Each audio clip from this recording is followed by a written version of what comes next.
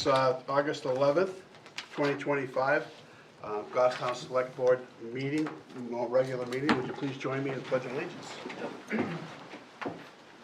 I pledge allegiance to the flag of the United States of America and to the republic for which it stands, one nation, under God, indivisible, with liberty and justice for all.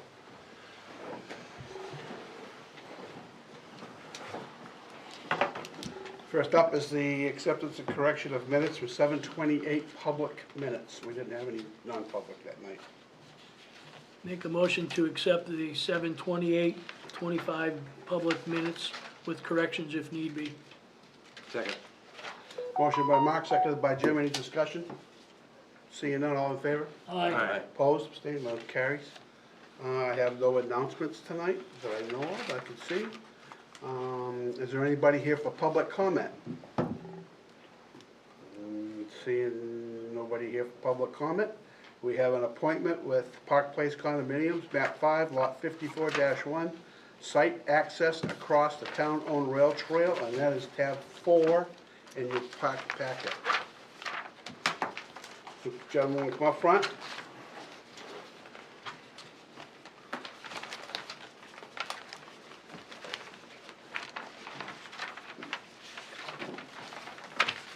Evening, Mr. Chairman, members of the board. Daniel Muller from Cronin Bisson Zielinski on behalf of Hemley Investments LLC, the owner of property generally known as 134 Mass Road. We are here seeking an access and utility easement.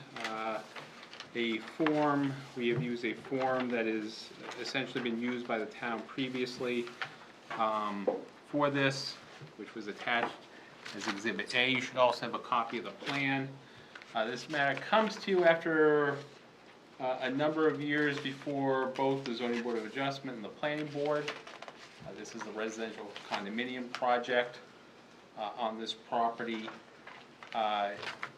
Because of the setup of the property, one of the tax lots that make up this property fronts Mass Road.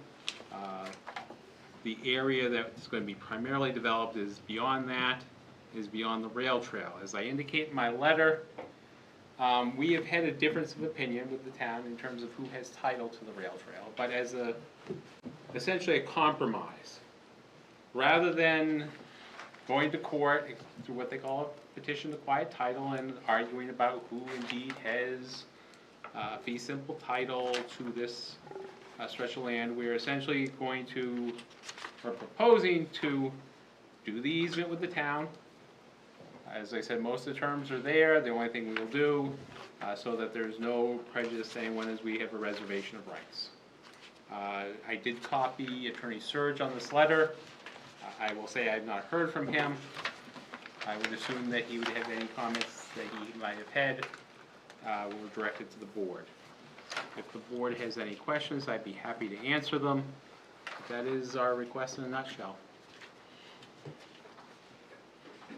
Go ahead, Jim. My only question is probably for Derek. Did our attorney look at this? And with I'm concerned about the easement. So he was out of the office last week, Yeah. so he hasn't gotten into it, but I will follow up with him this week. I know I'd asked some questions on other matters as well, so. But I guess my recommendation would be that I think that's something that can be worked on between the board and the property owner, and that we could at least move towards, this is one of those that requires 2 public hearings, as well as comment from the Planning Board and Conservation Commission. All right, so we have time if he finds that there's a problem, because I'm concerned about the precedent for the rest of it. Yeah. I don't know any answers, but No, I just think we should look at it, that's all. No, understood. And, as I said, we use a form that the town had previously used, that Mr. Horn provided to us. So we're trying to use something beforehand. But if there is an issue, I'm sure I can work it out with Attorney Surge. Not looking for trouble, but I'm just trying to be careful. No, I understood. And as I said, the approach here is to try to avoid Yeah, I get it. a litigation in sort of fighting through the dispute now, and it's just trying to make things go forward. So, as I said, if he has any comments, I'm sure we will work it out. Is there any provisions in this agreement that we would one of us would take control of that easement for any future issues. In terms of They're claiming maintaining. they own the easement, right, or own the real bed, and we claim we do. Is there any consideration in this on to take care of that issue? No, it just says we're not gonna We're go not there gonna in de- we're not gonna- favor of just doing, you're not Okay, causing but trouble. in future, Right, that's what I think. We need to in future, run I'd by like our to, lawyer I and think make while sure we're it's- doing this, we should put that part to bed too, at the same time. Okay. That's- Control of that piece of property, that be careful what you ask for. Well, because I'm just saying- If they says we don't own it, then we don't own the whole rail trail or something, you know? well, that's always been a question anyway, but that's what they're saying, they own it, and the town's saying we own it. I think when you're going through this, we take care of that problem. Maybe. Maybe. Remember the cans of worms. Yeah, well, No, I think it's something we need to look Yeah. at. anybody got questions? Okay, we need a motion to go to, take it to public hearing. I make a motion to move ahead with the public hearing process in accordance with New Hampshire RSA 41:14A. Second. Motion by Jim, seconded by Mark. Any discussion or questions? Seeing none, all in favor? Aye. Opposed, abstaining? Motion passes. Our first public hearing will be on 8/25/25. Thank you very much. You're welcome. Thank Thank you, you. sir. Say hi to Bert for me. I will. So yes, the planning assistant has already corresponded. The planning board should be making comment at their meeting this week, and conservation will be making their comment later when they meet. I think they meet on the 27th, so they'll make their comment at that meeting. Excellent, great. And Chief's up next.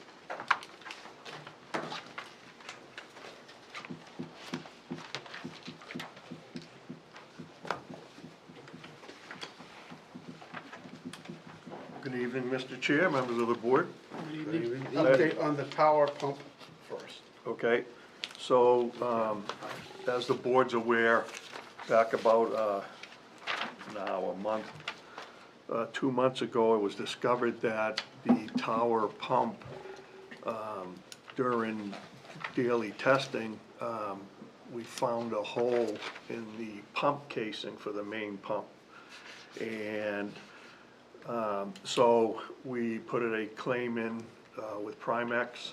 They sent out an engineering firm to take a look at it. And we were notified on August 4th that Primex would not cover the cost of the hole. And it's because of one of their declarations that property not covered, rust, corrosion, wet or dry rot, decay, deterioration, a hidden or latent defect, inherent vice or any quality in the property that causes it to damage or destroy itself. So, with that, before I want to move forward to come to the board to ask, make a decision on how we want to handle that, I want to get a hold of Hale Pump, who's the company that builds the pump, and talk to some of their, engineers and technical people. I believe what caused this is that pump's 10 years old, and it has to pump water up through the ladder, and when you do that, that causes more pressure. It calls for more water, and sometimes if you overspeed that pump, a phenomenon called cavitation occurs, and it literally creates these bubbles within that pump, and over time it'll wear out the pump casing. In this case here, we can't just put a new casing on it because the casing's the main part of the pump itself. So I want to talk to Hale, see if they've had this problem before. I can tell you in my career, I haven't seen it. The holes maybe about the size of a dime, but it has come through, about a quarter to half inch of metal. So I'd like to talk to them first before, you know, we go and move forward with maybe, you know, having to replace that. And there's potential, if you don't replace it, and just use it as a ladder?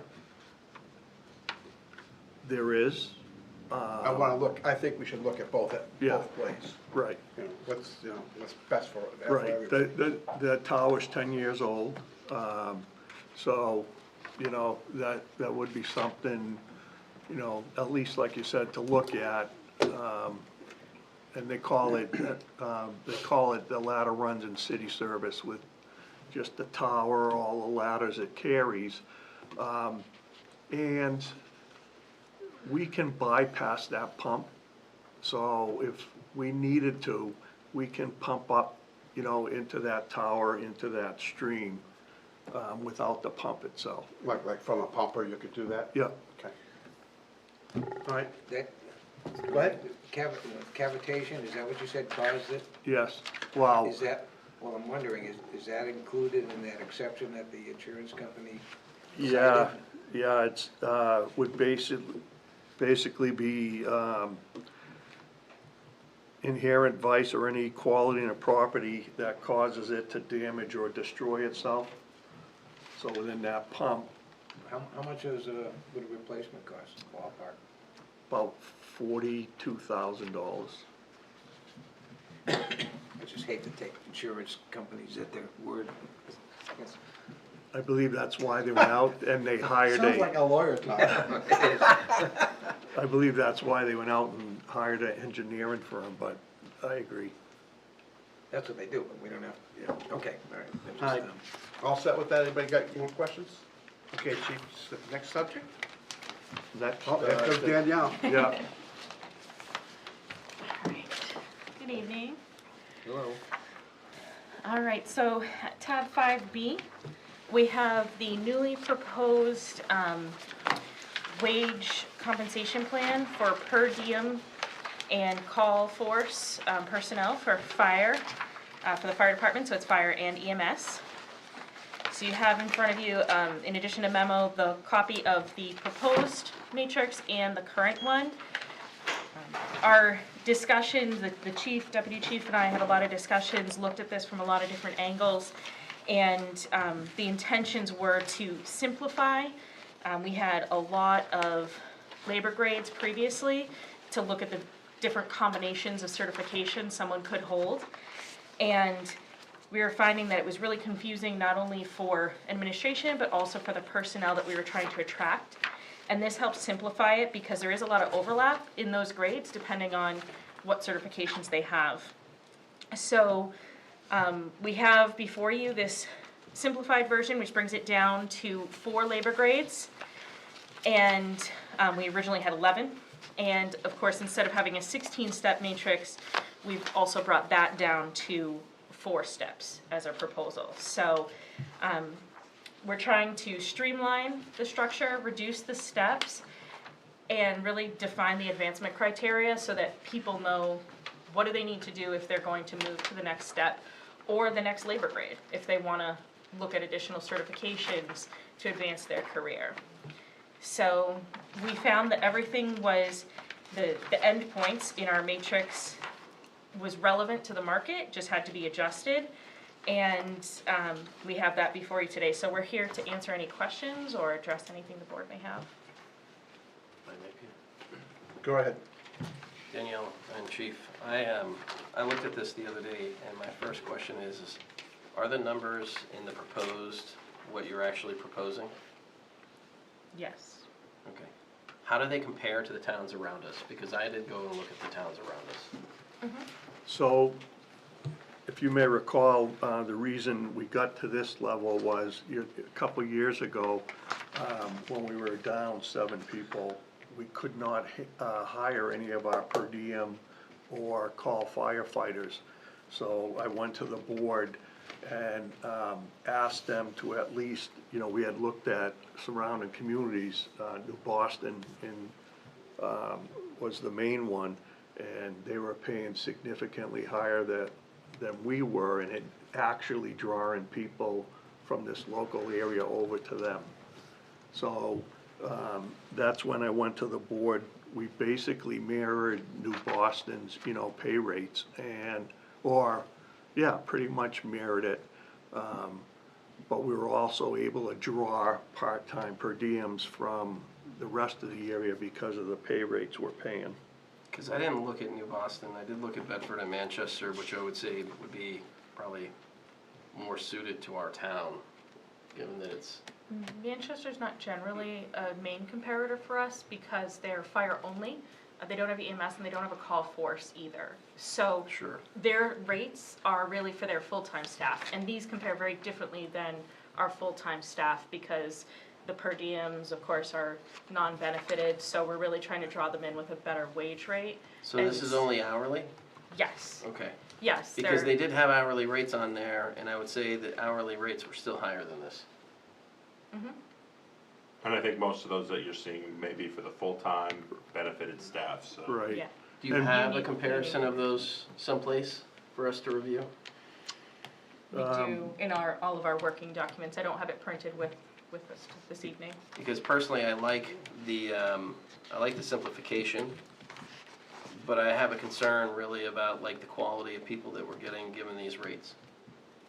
I can assure you, we are getting a higher level, and we're also drawing in paramedics, which is one of the main things we want to do, So I believe this is it remains competitive, and it keeps us in that market versus still a lot of, other departments that we compete for and at per diem and part-time. We had an issue where we couldn't get anybody to come on board. So we had to make an adjustment. Mark, Jim was here too. Yep. We made an adjustment, but we did do a market study at that time. But that was, 3-4 years ago now, right? Right. So, And that's my concern, Peter, because like I got 3 teenage kids, and I see some of them making what they're having here, starting for doing EMT work, and they're working at stores and other places. You're not having to work and take care of people's lives. I think it's a little bit different. no, I understand exactly what you're saying. I look at the same thing. Yeah. When I was looking at these also, I said, I can't believe what these people are starting at.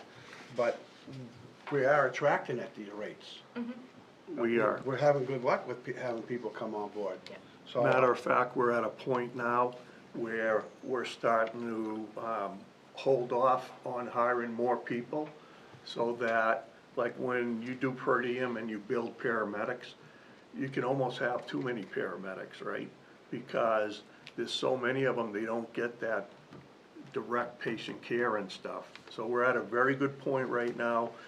We get to pick and choose, who we're bringing in, and I really think that this will hold us for, maybe another 2-3 years. And in between, if we found out that it wasn't working, we can always come back to the board and ask you to give them a cost of living Yeah. increase. I get that, chief. But my concern is this, like last year before I even came on the board, I heard how we're having retention issues. And I asked why, and I hear it's because we don't pay people enough. So we're saying, hey, we're gonna keep the same thing here, so I'm kinda getting a mixed message. So it depends on what position you're talking about. Our full-time staff is very different across all of our departments. But for context, that grade 1 that you see, which is quite low, we understand, working at Dunkin's or something is more than step 1, grade 1. We only have one person in the entire department that even qualifies for grade 1 at all, anywhere on that scale. And they're coming in, I believe, on step 3. So it's pretty rare that we're gonna come across somebody in that scenario, because when you look at grade 1, you're talking about people who are brand new, have no experience at all, maybe having to come on and get their Fire 1 certification or get their EMT. EMR is, the way it's been explained to me, is essentially, it's the basic level, right, for medical services, so it's like one step above first aid. So it's really the people who are very much at the beginning of their career You may have somebody who's a resident who wants to explore this as a career field. So we're not seeing a lot of people in that grade 1. We're seeing most of our people coming in, as Chief said, paramedics. That's where we had the biggest gap, so we were trying to draw in paramedics. So we're seeing people in that grade 4 coming in around step 2 or 3. So they're, $30 an hour or more, and that is much more competitive with people of that certification level. You've also got to be careful too, where you have your regular firefighters coming in, you don't want to be more advantageous to be per diem versus full-time firefighter. Yeah. They understand that, our full-time firefighters, to your point, Mr. Chairman, is they understand that they get a higher rate. But yeah, it has to Get the be, benefits. it has to be balanced. And we actually have had some success as well, seeing full-time department members from surrounding communities come to us on per diem to take shifts on their day off, because the rates are more attractive on the per diem side where they land with the advanced certifications. Okay, so I think this speaks to the review process then too. Then when we look at retention rates of employees and how that's happening underneath each one of the team members, Chief, I would expect that if we're saying this is good, the retention rate here should be good too. Yes. Okay. As it is improved greatly with our full-time. Matter of fact, we're just starting our last 2 full-time firefighters today from that Skill Bridge program, and at full staff. Good. That's been a while. Yeah. Okay, go ahead, need a motion on this? If the board feels comfortable, yes, please. Pardon me? I said if the board feels comfortable, yes, please. I'll make the motion to adopt the newly proposed compensation plan for the Goffstown Fire Department, call force, per diem staff, with an effective date of September 1st, 2025. Second. Motion by Mark, seconded by Richard. Any further questions? Seeing none, all in favor? Aye. Opposed, abstaining, motion carries. Thank you. Thank you.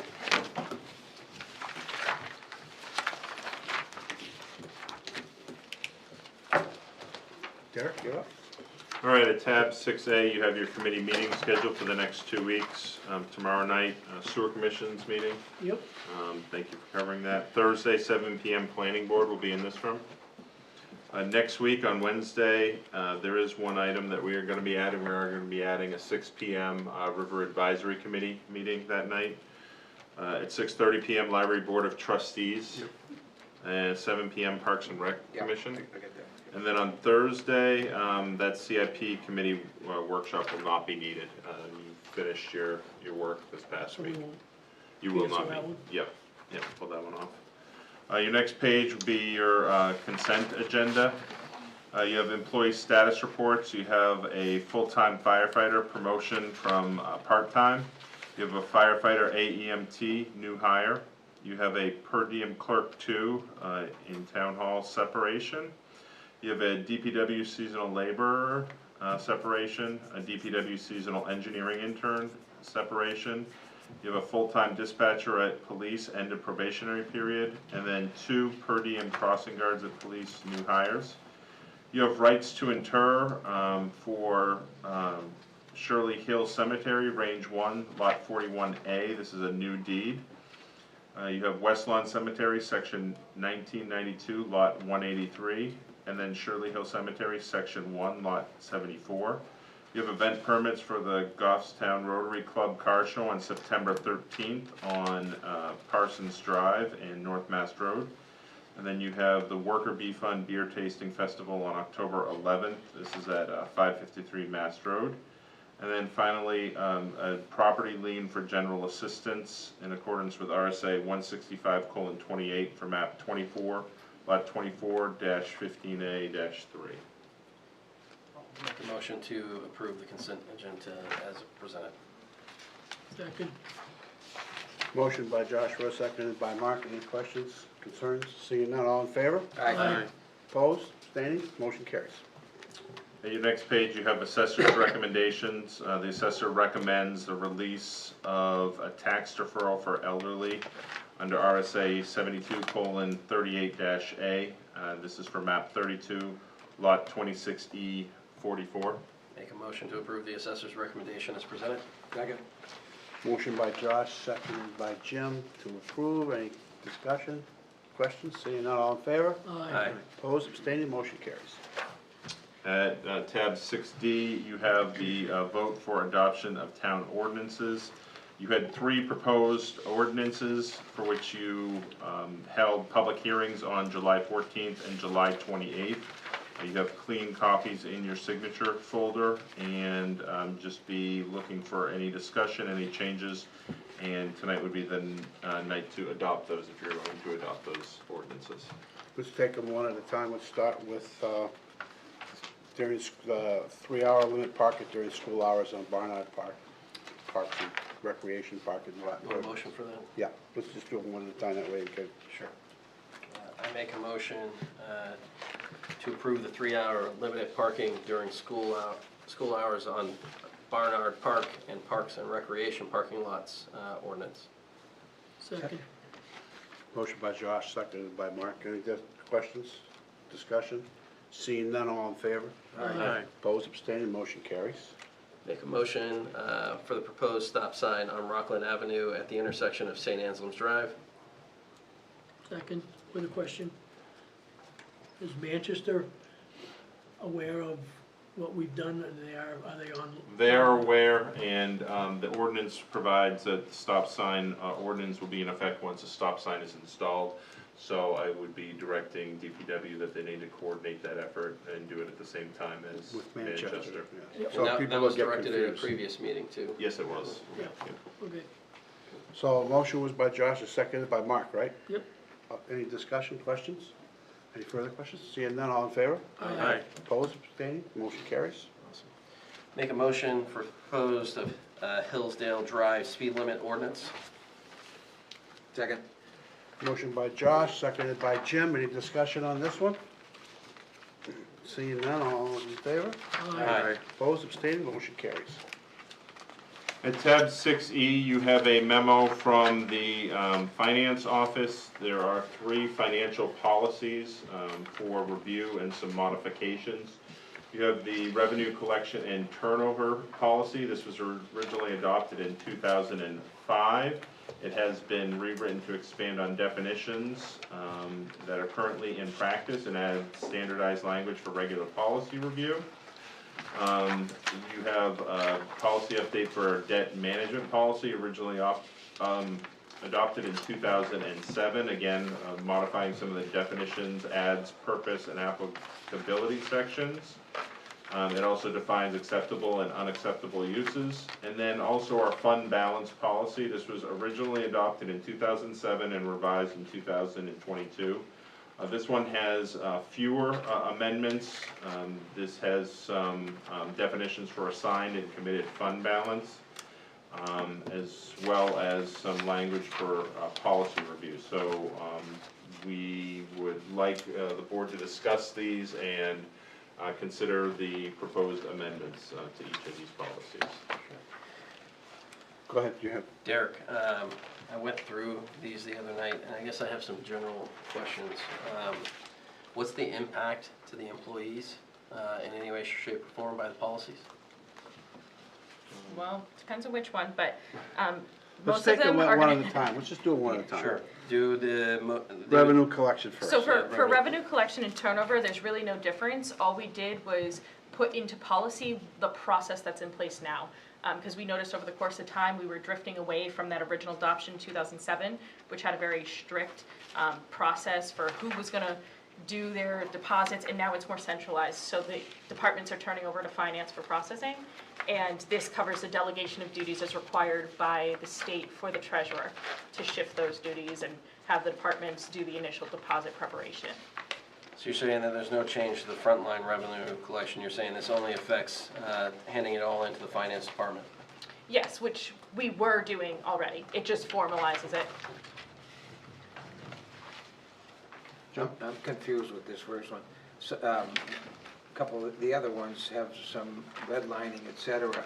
And the first one doesn't have any, so are you changing the whole policy, or not changing anything, or I don't, I'm Yes, so confused. for this first one, you'll actually notice that there was so much change from the 2007 version, because we're almost 20 years past that original adoption, that we, rather than redline the entire document, it really is considered a rewrite to bring it up to the current RSAs, the current references, current definitions.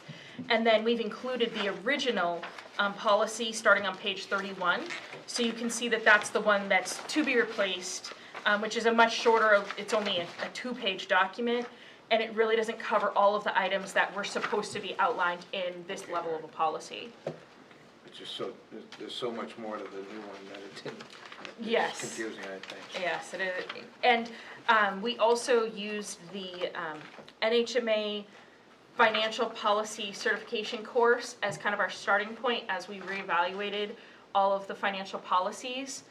They have over 30 different policies that they recommend every town have.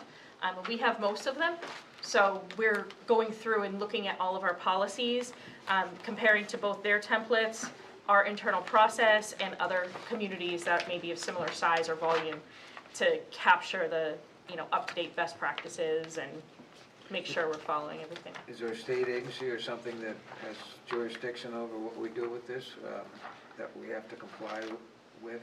So this particular one, revenue collection and turnover, falls under the duties of the treasurer, which is highly restricted by the RSA. So the DRA pays close attention to it, as well as the Secretary of State's office and It's also something our auditor auditors, for looks sure. at on an annual basis of what do we have in place for So procedures. this policy is, as well- as well. Yeah, this policy it is complies- needed. It complies with whatever we need to Yes. comply with. Okay, Yes, we yep, check and, that. and this policy brings all those RSAs into it so that we have those references, so that we can always go back to the source. So you, in the policy, I noticed you mentioned clerks. In the previous policy, you mentioned departments such as like police and parks and rec. I see no mentions of that in the new policy. How does that apply?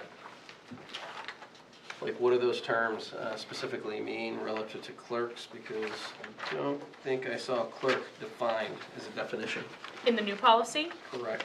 so the clerk has their own RSA that covers their duties. However, the treasurer has RSAs specifically on the money portion. So the clerks aren't called out separately because we didn't find the need for that. They do the same exact function as any department does, which they have to turn over the receipts when they hit a certain daily amount. They do that every single day. Every department does. The clerks just happen to have the highest volume other than the tax office. So tax and the town clerks are the two that are turning over So the we're talking about most. like clerks is in the town? The town clerk? clerks, yeah. Okay, but we had departments before. Did they have clerks? Did departments have clerks? Yeah, because- Yes. Okay, so they have clerks. There's a clerk, there's a PD clerk that turns Okay. over for the police department deposits. I do think you should have a definition of those individuals and whatever it means to them specifically, because if they're in each of the facilities, I assume they have the same roles, They do not. They do not, no. then I'd say that's different, because I think that could be up for interpretation. So usually we try and keep the names of the positions and their specific job duties in the job descriptions, not necessarily in the policies. Well, would they have different names? Because you have generalized clerk here, but you're telling me there's a police clerk, there's a so-and-so clerk. But are they generalized as a clerk? Yes, I mean, for purposes of the policy, we're really talking about the individuals who are handling the funds, and that's what's defined here. And that should in be a definition, not a role and responsibility.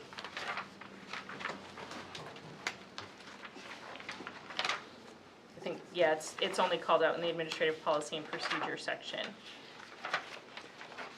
The department and town shall designate appropriate staff to handle the collection of revenues. Does that include taxes? Mm-hmm. It does, okay. Yeah, all revenue. Mm-hmm.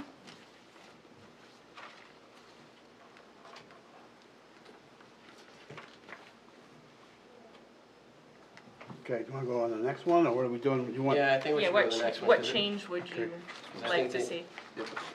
Definitely think you need a definition in that one for the clerks, and you wanted the additive to the revenue at all, Jim? I don't think so, no. Okay. It was so confusing to me Let's this move on to the afternoon. debt management policy, This one's all written. which is, what, 6E? Yeah. This looks like a complete rewrite almost. The first couple of pages are an expansion. There is one section in here that was actually moved, and so typically that would show up as green on tracking rather than red, but the red line was done after the fact on that one. So this is an expansion and an update of this policy. Again, debt management being strictly governed by the RSAs as to what any particular town is allowed to carry or how they're allowed to use the funds or access those funds. Is there anything in any of these policies that affects the select board's oversight on them? No, that changes? Yeah, No, so none of that has changed. no. Does any of this policy impact any of the employees here in the town in any way, shape, or form? No, it would really only be the finance department, because they're the ones who process any debt that gets issued to the town, but there's a full application process involved. The select board would have to hold the hearings. Debt issuance goes to town meeting, so it would really only be in the processing if debt were to be issued. And again, nothing's there that overrides the selectmen's authorities. No, negotiation of debt terms still falls under the select board. Issuance of debt falls to town meeting. Right. Yep. Any questions on that one? I'm still going through all the red lines. Do we need time to go through these some more? I mean, I just scanned them, I was trying to figure, like Jim said, it's kinda confusing. It is The confusing. last one's the fund balance policy is the one I had questions on, but we can get to that one next. Yeah, I read it the other day and I was just like, there's a lot going on here, and I'm not, like you were saying, Jim, like the one looked like, is it a brand new one? Did they rewrite it? Like, Yeah, and I kinda dropped off when I saw it, cause I didn't. So is there any reason we can't study some of this and Oh, get no. back to it next meeting? Of course you could, yeah. Okay, we'll do that, well, let's go to the fund balance policy next. The debt management policy, has that been reviewed, or does it have to be reviewed by the state treasurer, or anything like that? Are we free to do, I guess, within the statutes, Yeah. whatever we want, right? Yeah, we're free to go ahead and adopt the policy. It hasn't been reviewed by any state level, because that's not part of what they would do. They would say, if you have any question about your policy, send it to your legal counsel. But we've compared this to all of the templates and items that are out there, and we feel that this is completely within the normal scope. Who issues the templates, or? NHMA, the New Hampshire Municipal Association, Oh, okay, all right. That gives me- specifically their financial that- advisor. That gives me a little more comfort. Okay, fund balance policy? So the fund balance policy, since it was last revised in '22, had the least amount of changes proposed. But I'm happy to answer any questions But your that may come limits up. changed. No, they did No, not. the limits have not changed. The limits have not changed. Only the added definition, and then at the end, adding in the policy So review our and target balance effective is date. 16%, Yes, but we've been trying to maintain 12. That's The a minimum. That's the minimum. yeah, And that changed from a few years ago, it was in 8. 2022, I think it yes. was 8, Yeah. wasn't it? Yeah. Where are we at? Just by curious. We don't have the final numbers for the year ending 2024. We will have that as we move towards tax rate setting, but last year we were right at 12%. We had enough where we were comfortable recommending the use of fund balance to fund the fire apparatus capital reserve fund, Right. but there was no other fund balance to be used for any other projects. Yeah, we didn't use it for anything else. All right, thanks. yeah, that one actually I had the least. Huh? That one I had the least amount of questions on when I went through it. Well, it's a target, I mean, Yeah. the target balance and the minimum balance is 12%. Okay, so we're gonna take these up for votes, or or do you wanna do some now, or would you have questions, what do you wanna do? Jim? Well, I have no idea what's in the first one, now I understand. So the let's put off the parameters of vote it. on these until our next meeting. Okay. Would that give you time to research it? Well, yeah, at least to read it. And, Okay, can that's you fine, I just- get it. Can you put a little would it be a problem to just put a little explanation on what you did, because I may forget what the first one is pretty much all new, right? Just something, a yeah, little so- note like that. So the memo has, Does it? yep, the memo on page 24 gives you a breakdown by each policy, letting you know really what the focus was, and what areas of the policy were altered. And there's one to correlate to each of the 3 policies. Okay. See, I guess that's why I was confused. When you change things, you redline it, and there was nothing redlined, so I was like, what? Yeah, Yeah, that one was so That one was- substantial that. Yeah, okay, but. Rewritten. Yeah, it's three. All right. All right, we'll take this up at our next meeting. Next up, Danielle. so next up, we have the results from the liquid fuel bids. So, as you recall, this is the first year that Bless you. Bless you. that we went out to bid through a third party, Competitive Energy Services. So these are the results, and I provided this evening a revised memo with the most current rates. I'm happy to report that the rates came in less than this year, and they actually came in slightly lower than our initial review at the bid opening, because the rates move so quickly in the commodities industry that we do have to request that the bidders revise their rates and give us an up-to-date number. So these are as of 4:30 PM this evening. We did have an additional option 2 available for diesel, which was not offered at first, which gives us a favorable 24-month rate. And it is recommended that if the board's comfortable, we lock in for the 2 24-month terms for diesel and gasoline, because the rate is so favorable and we're not expecting the rates to go lower than that. That's 5 cents a gallon difference if you Yeah. go with the 24 months. Yeah. And both of those 24-month rates are through our current vendor, which means that the relationship as far as delivery and everything doesn't change at all, so that would be good.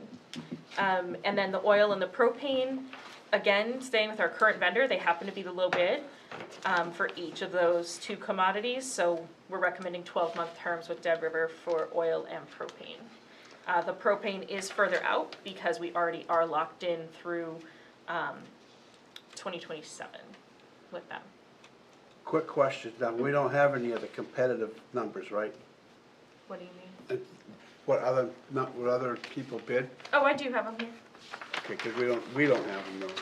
No, I do have them. They were quite close, so I could go over that. Some of them were closer than others. So Global was the next highest bidder on the low sulfur diesel, coming in at a 12-month rate and a 24-month rate, both 5 cents higher than Burke. For the gasoline, similarly, Dennis Burke was the lowest. The second highest was Global. Again, there was about a 3 to 5 cent difference in the rate depending on if you're looking at the 12-month or the 24-month. For the heating oil, we only had 2 bidders, Dead River and Hafner's. Heating oil is our lowest quantity, so it didn't attract a lot of bidders. But we got a favorable rate. The second highest bidder was a quarter more per gallon. And then for the propane, Dead River again had the lowest bid.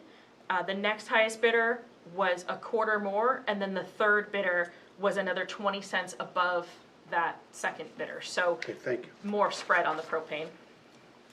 And you're suggesting on a couple of these that we lock in for 2 years? Yes. Diesel and gasoline specifically.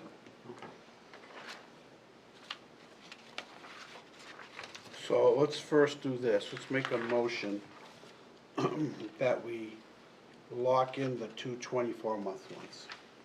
And then we can go back and make a motion to accept what we have. I'll make a motion, we lock in the 2 24-month, one being diesel and the other one being gasoline. Do you want the name of the company? I don't, well, yeah, we can if you want. Dennis K. Burke, Inc. Okay. Second that. Motion by Mark, seconded by Josh, all in favor? Aye. Opposed, abstaining, motion carries. Now let's go to the main motion. So the main motion should be as adjusted, at the previous vote. Make a motion to authorize Competitive Energy Services to accept low bids for each commodity, to authorize the Assistant Town Administrator to, bless you, that shouldn't go in as that, to assign necessary paperwork to ensure the rates are secure for a period of at least 12 months with either the current supplier or the low bidder as presented, minus the 224 months that we already approved. Second. Motion by Josh, seconded by Mark. Any discussion on that? Seeing none, all in favor? Aye. Opposed, abstaining, motion carries. Thank you. Next thing we would go is to old business. This, I don't think we have anything yet new on any of these, right? On Old the business. action matrix, Yeah. the only thing that we're hopeful is the DOT, the Transportation Alternative Program grant application. We're hopeful that we will have more news on that this week. The Gasset will be reviewing, having the first meeting on 13th. That's the Governor's Council that reviews the 10-year transportation plan. They'll be having their first meeting on Wednesday, so we're hopeful that will give us an indication of how the state views that application. Excellent. Okay, now let's talk about department head. Is there any new business? I don't think we have any. Department head evaluation process, which is 7C. We have, So there's nothing in your packet. Again, after the last meeting, I shared once again the form with all members and just asked if anyone had any specific data or questions that they wanted to request, just so we make sure that we're responding to the board, what information the board members want. Josh, did you get the information you were looking I for? requested some, all the data has not been provided. We haven't Yeah. done it yet, but yes, Selectman Douglas had asked for some HR turnover data.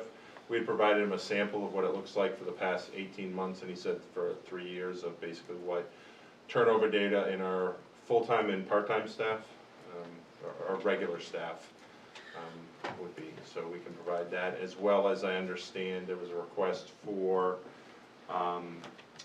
vacant positions and how long vacant positions have been such. Okay, I wouldn't bother going through the summer help, going through that exercise, because those guys are already leaving. Yeah, I'm okay if summer help is left off. Yeah, I mean, the well, temporary workers, right? Yeah, lifeguards and, Yeah. you know. Lacrosse, Seasonal. Yeah, you know, well, referees, like, well, none of those they're- need to be they're in there. at school. But yeah, this, Yeah, I think what we had provided a sample of town hall. I think in departments like the fire department where there's call, fire call, or per diem EMS, Yeah. we would not include those, but any regular, well, what our personnel defines them is regular, part-time, or full-time. It's somebody with a schedule. okay. So yes, we'll be able to So provide you that. send that to all of us? Yes. Yeah. Okay. Yep. And there were HR notes that Danielle was gonna add for each person's leaving Right. as well. Yeah, for the ones that we have. For what For the ones that we have. More recent, For yeah. what you can do. Yeah. Yeah. Some of it you can't, so. Yeah. Okay, anything else there? Is there anybody here for public comment? Seeing none? Mark? Make a motion to go in non-public session, RSA 91A:32 for compensation and adversely affect reputation. Second. Motion by Mark, seconded by Jim. Yes? Yes. Yes. Yes. Yes. That'll conclude tonight's public portion of the meeting. We'll now be going into non-public. Thank you for watching.